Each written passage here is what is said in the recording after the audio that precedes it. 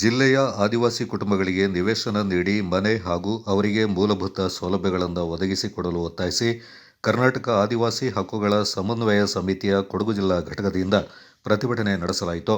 ನಗರದ ಜಿಲ್ಲಾಧಿಕಾರಿ ಕಚೇರಿ ಮುಂಭಾಗ ಜಮಾಯಿಸಿದ ಪ್ರತಿಭಟನಾಕಾರರು ಬೇಡಿಕೆ ಈಡೇರಿಕೆಗೆ ಒತ್ತಾಯಿಸಿ ಘೋಷಣೆಗಳನ್ನು ಕೂಗಿದರು. ಆದಿವಾಸಿಗಳನ್ನ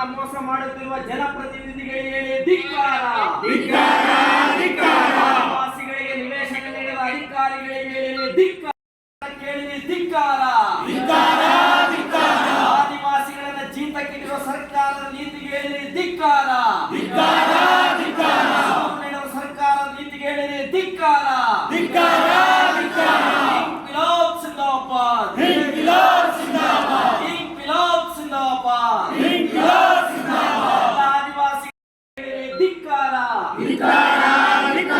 ಆದಿವಾಸಿಗಳನ್ನ ಜೀತಕ್ಕಿರುವ ಸರ್ಕಾರದ ನೀತಿಗೆ ಧಿಕ್ಕಾರ. ಆದಿವಾಸಿಗಳಿಗೆ ಸೂರು ನೀಡಲೇಬೇಕು.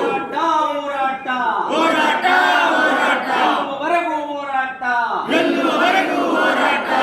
ಬೇಕು. ನ್ಯಾಯ ಬೇಕು. ನ್ಯಾಯಕ್ಕಾಗಿ ಬಂದಿದ್ದೇವೆ. ನ್ಯಾಯ ನಮಗೆ ನೀಡಲೇಬೇಕು. ನಿವೇಶನಕ್ಕಾಗಿ ಹೋರಾಟ. ದೌರ್ಜನ್ಯದ ವಿರುದ್ಧ ಹೋರಾಟ. ಜಯವಾಗಲಿ. ಎಲ್ಲ ಆದಿವಾಸಿಗಳಿಗೆ ಮನೆ ನಿವೇಶನ ನೀಡಲೇಬೇಕು. ಎಲ್ಲ ಆದಿವಾಸಿಗಳಿಗೆ ಮನೆ ನಿವೇಶನ ನೀಡಲೇಬೇಕು. ಆದಿವಾಸಿಗಳನ್ನ ಜಿಲ್ಲೆಯಿಂದ ಜೀತ ಮುಕ್ತಗೊಳಿಸಲೇಬೇಕು. ಆದಿವಾಸಿಗಳನ್ನ ಜಿಲ್ಲೆಯಿಂದ ಜೀತ ಮುಕ್ತಗೊಳಿಸಲೇಬೇಕು. ನೀಡಲೇಬೇಕು. ಎಲ್ಲ ಆದಿವಾಸಿಗಳಿಗೆ ಸರ್ಕಾರದ ದಾಖಲಾತಿಗಳು ನೀಡಲೇಬೇಕು. ಹೋರಾಟ ಗೆಲ್ಲುವವರೆಗೂ ಹೋರಾಟ.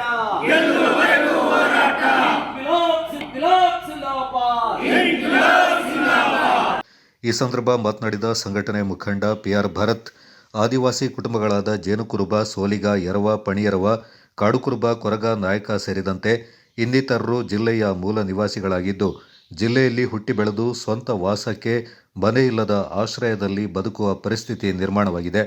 ಮನೆ ಇಲ್ಲ ಎಂಬ ಕಾರಣಕ್ಕಾಗಿ ಜಿಲ್ಲೆಯ ಹಲವಾರು ತೋಟದ ಮಾಲೀಕರ ಮನೆಗಳಲ್ಲಿ ಜೀತದಾಳುಗಳಾಗಿ ಕೆಲಸ ಮಾಡಬೇಕಾದ ಪರಿಸ್ಥಿತಿ ನಿರ್ಮಾಣವಾಗಿದೆ ಎಂದು ಆರೋಪಿಸಿದರು. ಸರ್ಕಾರ ನಿಗದಿಪಡಿಸಿದ ಕನಿಷ್ಠ ವೇತನ, ಇನ್ನಿತರ ಕಾರ್ಮಿಕ ಕಾನೂನಿನಡಿಯಲ್ಲಿ ಸಿಗಬೇಕಾದ ಯಾವುದೇ ಸೌಲಭ್ಯಗಳು ದೊರೆಯದೆ ಆದಿವಾಸಿ ಜನಾಂಗ ಬಾಂಧವರು ವಂಚಿತರಾಗ್ತಾ ಇದ್ದಾರೆ.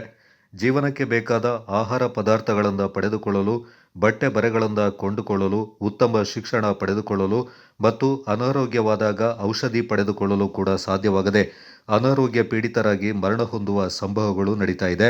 ಹೀಗಾಗಿ ಸರ್ಕಾರ ಆದಿವಾಸಿಗಳ ಸಂಕಷ್ಟಕ್ಕೆ ಸ್ಪಂದಿಸಬೇಕೆಂದು ಒತ್ತಾಯಿಸಿದರು. ಜಿಲ್ಲಾಡಳಿತದಿಂದ ವಿಶೇಷವಾದ ಕಾರ್ಯಕ್ರಮಗಳನ್ನು ರೂಪಿಸಿ ದಾಖಲಾತಿಗಳನ್ನು ನೀಡಬೇಕು. ಜಿಲ್ಲಾಧಿಕಾರಿಗಳ ಸಮ್ಮುಖದಲ್ಲಿ ಆದಿವಾಸಿಗಳೊಂದಿಗೆ ಕೂಡಲೇ ವಿಶೇಷ ಸಭೆಯನ್ನು ಕರೆಯುವುದು ಸೇರಿದಂತೆ ವಿವಿಧ ಬೇಡಿಕೆಗಳ ಈಡೇರಿಕೆಗೆ ಒತ್ತಾಯಿಸಿದರು. ಆದಿವಾಸಿಗಳನ್ನ ಜೀತಕ್ಕಿಟ್ಟಿರುವ ಸರ್ಕಾರದ ನೀತಿಗೆ ಧಿಕ್ಕಾರ. ಆದಿವಾಸಿಗಳಿಗೆ ಸೂರು ನೀಡಲೇಬೇಕು. ಹೋರಾಟ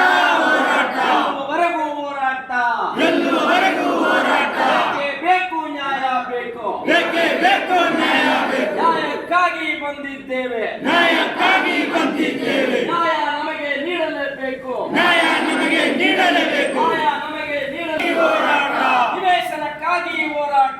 ನಿವೇಶನಕ್ಕಾಗಿ ಹೋರಾಟ. ದೌರ್ಜನ್ಯದ ವಿರುದ್ಧ ಹೋರಾಟ. ಇವತ್ತು ಕರ್ನಾಟಕ ಆದಿವಾಸಿ ಸಮನ್ವಯ ಸಮಿತಿ ಕೊಡಗು ಜಿಲ್ಲಾ ಸಮಿತಿ ವತಿಯಿಂದ ಕೊಡಗು ಜಿಲ್ಲೆಯ ಒಳಗಡೆ ಇವತ್ತು ಆದಿವಾಸಿಗಳು ಎದುರಿಸ್ತಾ ಇರತಕ್ಕಂಥ ಭಾಳ ಪ್ರಮುಖವಾಗಿರತಕ್ಕಂಥ 4 ಅಂಶಗಳ ಬೇಡಿಕೆಯನ್ನು ಇಟ್ಕೊಂಡು ಇವತ್ತು ಈ ಹೋರಾಟ ಮಾನ್ಯ ಜಿಲ್ಲಾಧಿಕಾರಿ ಕಚೇರಿ ಮುಂದೆ ನಡೀತಾ ಇದೆ. ಭಾಳ ಮುಖ್ಯವಾಗಿ ಕೊಡಗಿನ ಒಳಗಡೆ ಆದಿವಾಸಿಗಳು ಜೀತಕ್ಕಿದೆ ಅಂತ ಹೇಳಿ ನಾವು ಆಗಿಂದಾಗ ಹೇಳ್ತಾ ಇದ್ದರು. ಸರ್ಕಾರಿ ಅಧಿಕಾರಿಗಳಾಗಲಿ ಜನಪ್ರತಿನಿಧಿಗಳಾಗಿ ಅದನ್ನು ಒಪ್ತಾ ಇರಲಿಲ್ಲ. ಇತ್ತೀಚೆಗೆ ನಾವು 4-5 ದಿನಗಳ ಹಿಂದೆ ಪೊನ್ನಂಪೇಟೆಯ ಶಿವಚನಕಿರಿ ಜಾಗದ ಒಳಗಡೆ ಸುಮಾರು 16 ಜನ ಒಬ್ಬ ಭೂಮಾಲೀಕನ ಅಡಿಯ ಒಳಗಡೆ ಸುಮಾರು 5 ವರ್ಷಗಳಿಂದ ಜೀತಕ್ಕಿಟ್ಟಿರ್ತಕ್ಕಂಥ ಕೇಸನ್ನು ಫಿಕ್ಸ್ ಮಾಡಿರ್ತಕ್ಕಂಥ. ಅಂದರೆ ಈ ರೀತಿಯಲ್ಲಿ ಜಿಲ್ಲೆಯಲ್ಲಿ ಹಲವಾರು ಭಾಗಗಳಲ್ಲಿ ಇವತ್ತು ಜೀವಂತವಾಗಿದೆ ಅನ್ನತಕ್ಕಂಥದ್ದು. ನಾವಿವತ್ತು ಜಿಲ್ಲಾಧಿಕಾರಿಗಳನ್ನು, ಜನಪ್ರತಿನಿಧಿಗಳನ್ನು ಬೇಡಿಕೆ ಇಟ್ಟಿರ್ತಕ್ಕಂಥದ್ದು. ಒಂದು ಕಾರ್ಮಿಕ ಇಲಾಖೆ, ಅದರ ಜೊತೆಯಲ್ಲಿ ಸಮಾಜ ಕಲ್ಯಾಣ ಇಲಾಖೆ, ITDP ಇಲಾಖೆ, ರೆವಿನ್ಯೂ ಇಲಾಖೆ ಸಂಯುಕ್ತವಾಗಿ ಜಿಲ್ಲೆಯ ಒಳಗೆ ಸರಿಯಾದ ರೀತಿಯಲ್ಲಿರ್ತಕ್ಕಂಥ ಒಂದು ಸರ್ವೆ ಮಾಡುವುದರ ಮುಖಾಂತರ ಈ ಜಿಲ್ಲೆಯಲ್ಲಿ ಆದಿವಾಸಿಗಳು ಎಲ್ಲಿ ಎಲ್ಲ ಜೀತಕ್ಕೊಳಪಟ್ಟಿದ್ದಾರೆ ಅವ್ರನ್ನ ಮುಕ್ತಗೊಳಿಸಬೇಕು ಅನ್ನತಕ್ಕಂಥದ್ದು ಒಂದು. ಭಾಳ ಮುಖ್ಯವಾಗಿ ಇವತ್ತು ಜೀತಕ್ಕೆ ಬಲಿಯಾಗ್ತಾ ಇರತಕ್ಕಂಥ ಮುಖ್ಯ ಕಾರಣ ಏನು ಅಂತ ಹೇಳಿದ್ರೆ, ಆದಿವಾಸಿಗಳಿಗೆ ವಾಸಿಸಲಿಕ್ಕಿರತಕ್ಕಂಥ ಸೂರಿಲ್ಲ ಅನ್ನತಕ್ಕಂಥ ಭಾಳ ಮುಖ್ಯವಾಗಿರ್ತಕ್ಕಂಥ ಪ್ರಶ್ನೆ ಇದೆ.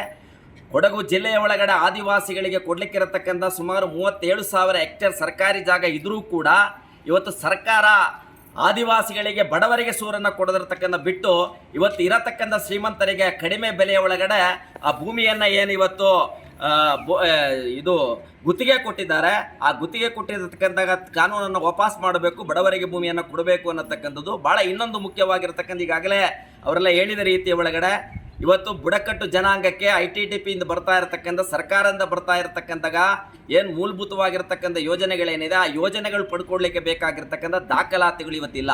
ಆಧಾರ್ ಕಾರ್ಡ್ ಇಲ್ಲ, ID ಕಾರ್ಡ್ ಇಲ್ಲ, ರೇಷನ್ ಕಾರ್ಡ್ ಇಲ್ಲ, ಜಾತಿ ಸರ್ಟಿಫಿಕೇಟ್ ಇಲ್ಲದೆ ಇರತಕ್ಕಂಥ ಪರಿಸ್ಥಿತಿಗಳ ಒಳಗಡೆ ಇವತ್ತು ಯಾವ ಸರ್ಕಾರದ ಸೌಲಭ್ಯಗಳನ್ನು ಕೂಡ ಪಡ್ಕೊಳ್ಳಿಕ್ಕೆ ಸಾಧ್ಯವಾಗದಿರತಕ್ಕಂಥ ಈ ಸಂದರ್ಭದ ಒಳಗಡೆ ದಾಖಲಾತಿಗಳು ಕೂಡಲೇ ಸರ್ಕಾರ, ಜಿಲ್ಲಾಡಳಿತ ಇದಕ್ಕೆ ಒಂದು ವಿಶೇಷ ಕಾರ್ಯಕ್ರಮವನ್ನು ಆಯೋಜನೆ ಮಾಡಿ ಈ ಜಿಲ್ಲೆಯಲ್ಲಿ ಆದಿವಾಸಿಗಳು ಅನ್ನತಕ್ಕಂಥವ್ರು ಯಾರಿದ್ದಾರೆ ಅವರಿಗೆ ದಾಖಲಾತಿಗಳನ್ನು ಕೊಡಿಸುವುದರ ಮುಖಾಂತರ ಅವರು ಈ ದೇಶದ ಪ್ರಜೆಗಳಾಗಿ, ಈ ಸಂವಿಧಾನದ ಎಲ್ಲ ಆಶಯಗಳಾಗಿ ಬದುಕಲಿಕ್ಕಿರತಕ್ಕಂಥ ಅವಕಾಶವನ್ನು ಕಲ್ಪಿಸಬೇಕು ಅನ್ನತಕ್ಕಂಥ ಭಾಳ ಮುಖ್ಯವಾಗಿರ್ತಕ್ಕಂಥ ಬೇಡಿಕೆಯನ್ನು ಇಟ್ಟಿದ್ದೇವೆ.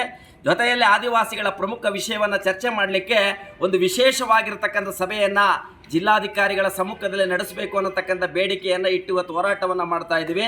ಸಂಘಟನೆಯ ಪ್ರಮುಖರಾದ ಪ್ರೇಮ, ಭಾಗ್ಯ, ಬಸವ, ಅಯ್ಯಪ್ಪ, ಭವ್ಯ, ರವಿ, ಗೀತಾ, ಸುರೇಶ್ ಮತ್ತಿತರರು ಪ್ರತಿಭಟನೆಯಲ್ಲಿ ಪಾಲ್ಗೊಂಡಿದ್ದರು. ನಾವು ಹೇಳುವುದಾದರೆ ನಮಗೆ ಆದಿವಾಸಿಗಳಿಗೆ ಯಾವುದೇ ಒಂದು ದಾಖಲಾತಿ ಇಲ್ಲ. ಮೂಲ ಸೌಕರ್ಯಗಳು ಪಡಿಬೇಕಂತ ಹೇಳಿದ್ರೆ ಆಧಾರ್ ಕಾರ್ಡ್ ಆಗಿರ್ಬೋದು, ವೋಟರ್ ID ಆಗಿರ್ಬೋದು, ಅಥವಾ ಪಂಚಾಯತಿಯಿಂದ ಒಂದು ನೋಟಿಸ್ ತಗೊಂಡು ಬರಲಿಕ್ಕೆ ಹೇಳ್ತಾರೆ. ವಿದ್ಯಾಭ್ಯಾಸನೇ ಇಲ್ಲದಂಥ ಆದಿವಾಸಿಗಳು ನಮ್ಮಲ್ಲಿ ಕೊಡಗಿನಲ್ಲಿ ಹೆಚ್ಚುವರಿಯಾಗಿ ಇದ್ದಾರೆ. ಆದರೆ ಅವುಗಳಿಗೆ ನಾವು ಎಲ್ಲ ದಾಖಲೆಗಳನ್ನು ಸರ್ಕಾರ ಕೇಳ್ತಿದೆ. ಆದರೆ ಆ ಸರ್ಕಾರದಿಂದ ನಾವು ಆಧಾರಗಳನ್ನ ಯಾಕೆ ಪಡ್ಕೋಬೇಕು ಅನ್ನೋದು ನಮ್ಗೆ ಗೊತ್ತಿಲ್ಲ. ಅದು ಸರ್ಕಾರದ ಹೊಣೆಯಾಗಿರ್ತದೆ. ಅದರಿಂದ ನಮಗೆ ಕೊಡಗಿನಲ್ಲಿ ಆದಿವಾಸಿಗಳು ಲೈನ್ ಮನೆಯಲ್ಲಿ ವಾಸಾಗಿದ್ದಾರೆ. ಆದರೆ ಅವ್ರದ್ದು Aadhaar card, ration card, voter ID, income caste ಯಾವುದೂ ಆಗ್ತಿಲ್ಲ. ಅದನ್ನ ಅರ್ಧ ಜನರಿಗೆ ಆಗಿದೆ. ಅದರಿಂದ ಅದನ್ನ ಕೂಡ ಲೈನ್ ಮನೆಯಲ್ಲಿರುವ ಮಾಲೀಕರು ಅದನ್ನು ತೆಗೆದು ಅವರು ಮನೆಯಲ್ಲಿ ಇಟ್ಟುಕೊಂಡು ರೇಷನ್ ಕಾರ್ಡು, ಅಕ್ಕಿಗಳನ್ನು ಅವರೇ ತಂದು ಅದನ್ನು ಆಳುಗಳಿಗೆ ಕೊಡ್ತಿದ್ದಾರೆ. ಅದು ಸರಿಯ ಕ್ರಮ ಅಲ್ಲ. ಅದಕ್ಕೆ ಸರ್ಕಾರದವರಿಗೆ ನಾವು ಅದನ್ನು ಮನವರಿಕೆ ಮಾಡ್ತಾಯಿದ್ದೀವಿ. ಯಾಕೆಂದರೆ ಪಂಚಾಯಿತಿಗೆ ಹೋದರೆ ಅವರು ಓದೋದವರು ಇದ್ದಾರೆ, ಅವ್ರಿಗೆ ಪ್ರಮಾಣ ಪತ್ರ ತಗೊಂಡು ಬನ್ನಿ ಅಂತ ಹೇಳಿದ್ರೆ ಅವರು ಲೀಸ್ಟೇ ಆಗಿರೋದಿಲ್ಲ ಎಲ್ಲಿ ಪಂಚಾಯಿತಿಯಲ್ಲಿ. ಯಾಕೆಂದರೆ ವಿದ್ಯಾಭ್ಯಾಸ ಇಲ್ಲ ಅವರಿಗೆ. ಮಾಲೀಕರು ಲೈನ್ ಮನೆಯಿಂದ ಅವ್ರನ್ನ ಹೊರಗಡೆ ಕಳಿಸ್ತಾ ಇಲ್ಲ. ಅವ್ರುಗಳಿಗೆ ಅವರಿಂದ ಒಂದು ಕ್ರಮ ತಗೊಳ್ಬೇಕು. ಯಾಕೆ ಅಂತ ಹೇಳಿದ್ರೆ ನಮಗೆ ಯಾವುದೇ ಕಾರಣಾಂತರಗಳದ ಯಾವುದೇ ಆಧಾರಗಳು ಸಿಗ್ತಾ ಇಲ್ಲ. ಗೌರ್ಮೆಂಟಿಂದ ಬರುವ ಸೌಲಭ್ಯಗಳನ್ನು ಪಡ್ಕೊಳ್ಳೋಕ್ಕೆ ನಮ್ಮ ಆದಿವಾಸಿಗಳಿಗೆ ಆಗ್ತಾಯಿಲ್ಲ. ಹೆಚ್ಚುವರಿ ವಿದ್ಯಾಭ್ಯಾಸ ಕೂಡ ತುಂಬ ಕಷ್ಟ ಆಗ್ತಿದೆ. ಇವತ್ತು ಕೊಡಗು ಜಿಲ್ಲೆಯಲ್ಲಿ ಆದಿವಾಸಿಗಳನ್ನ ದುಡಿಸಿಕೊಂಡಿರುವಂಥದ್ದು ಅಂದರೆ ಅವರಿಗೆ ಸರಿಯಾದ ಕೂಲಿ ಸಿಕ್ಕೋದಿಲ್ಲ. 6 ಗಂಟೆ 7 ಗಂಟೆ ಕೆಲಸ ಮಾಡಿಸ್ತಾರೆ. ಬೆಳಿಗ್ಗೆ 8 ಗಂಟೆಗೆ ಹೋದರೆ 6-7 ಗಂಟೆ ಆಯ್ತದೆ ಅವ್ರನ್ನ ಕೆಲಸ ಮಾಡಿಸೋದು. ಅವ್ರನ್ನ ಕೇಳೋರು ಯಾರೂ ಇಲ್ಲ. ಮತ್ತು ನಾವು ಎಷ್ಟೋ ಸಲ DC ಅವರಿಗೆ ನಾವು ಮನವಿ ಕೊಟ್ಟಿದ್ದೀವಿ, ಈ ಥರ ಆಗ್ತಾಯಿದೆ, ಕೊಡಗು ಜಿಲ್ಲೆಯಲ್ಲಿ ಆದಿವಾಸಿಗಳನ್ನ ಶೋಷಣೆ ಮಾಡ್ತಿದ್ದಾರೆ ಅಂತೇಳಿ. ಆದರೆ ಯಾರೂ ಇದುವರೆಗೆ ಅದ್ರ ಬಗ್ಗೆ ಏನು ಕ್ರಮ ತಗೊಂಡಿಲ್ಲ. ಅದಕ್ಕೆ ಏನಾದರೂ ಒಂದು ಅವರು ಕ್ರಮ ತಗೊಳ್ಬೇಕು ಅಂತೇಳಿ ನಾನು ವಿನಂತಿ ಮಾಡ್ತಾಯಿದ್ದೀನಿ.